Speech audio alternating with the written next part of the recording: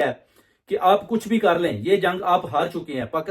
پاکستانی قوم overseas community Khan کے ساتھ کھڑی ہے۔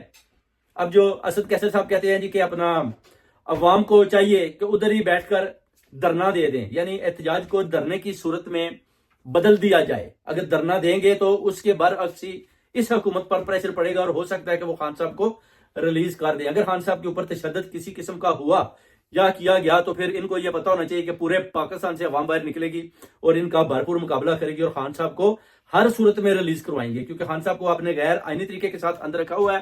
عوام، قوم اور اوورسیز کمیونٹی ابھی اس بات کے اوپر بڑی سوچ و بچار کر رہی ہے کہ عمران خان کدھر ہے اور کس حال میں ہے، اور یہ فوج کے پاس ہے، جرنیلوں کے پاس ہے یا ڈیالہ جیل کے اندر ہے۔